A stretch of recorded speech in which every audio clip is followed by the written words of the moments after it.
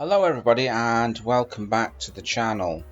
Today we're going to do a little program where we're going to search for files using standard input. So first of all I'm going to create a subroutine. Search files. I'm going to call it standard input there. I know it's a long name but it's very clear. So first of all I'm going to change paths to my desktop.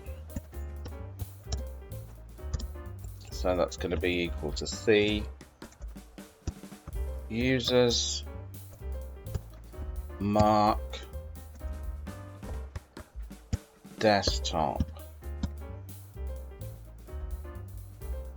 and then we're going to do CHDIR scalar path. Okay, so that will change us to the desktop path. For everybody here, this is my own unique desktop path. This won't work on your system, so you will have to find your own unique desktop path. Right, so what we're going to do is print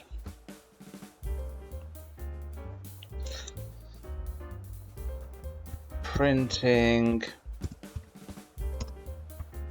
directory files, so the user knows what's going to go on here, and a new line. We can do that by creating an array called files and assigning it to this method here called glob, and an asterisk here, and then we're going to print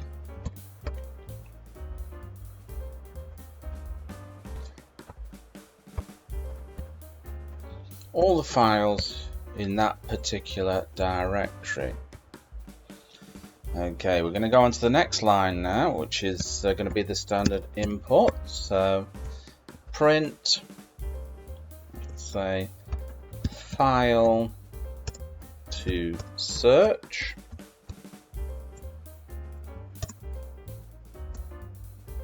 Let's do that. Print file to search. Then we're going to call this a scalar variable search file. Assign it to standard input. This will get the input from the user. And then we're going to chomp the line.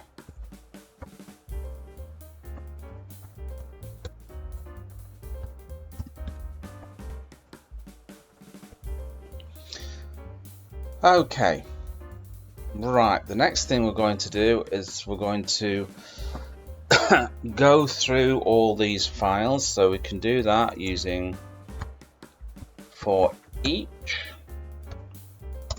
I'm going to create a variable called file, which will be an iterator and iterate all over the files. So we've got files here.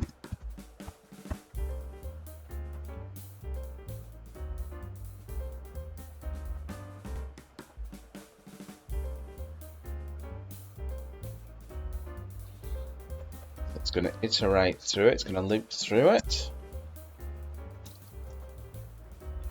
And then we're going to go on to the conditional. So if it's going through all those files,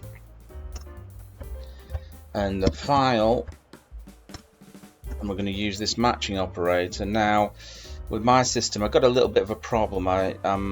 This matching operator doesn't work on my system for some unknown reasons, so I have to save it in a little txt file like this and copy it from here and paste in. This is just my little workaround here.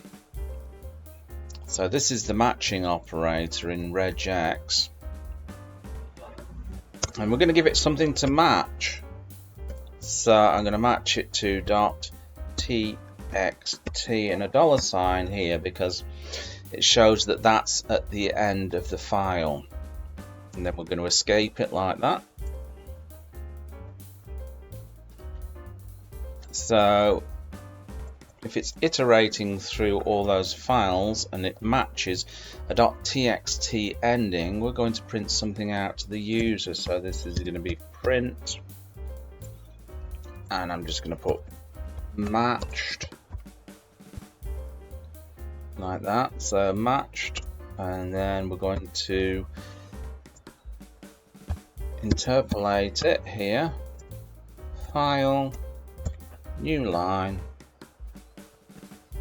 like that. So, and if we can't find a match, else we're going to have to do something else, aren't we? We're going to have to print the user another message.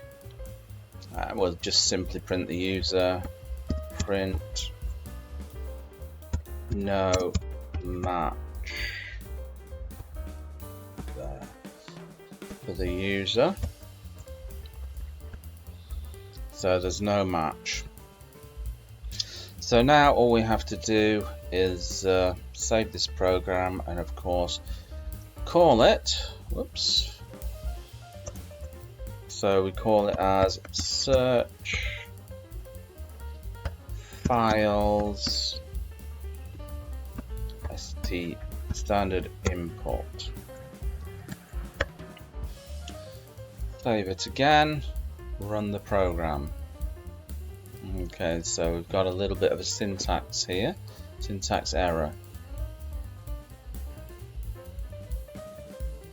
Okay, I forgot to put this in. Okay, let's run that. Okay, let's have a look at the results. So it's printed the directory files that are on our desktop here. So let's search for a file. So I want to search for a.txt here. So if I put a.txt, hit enter.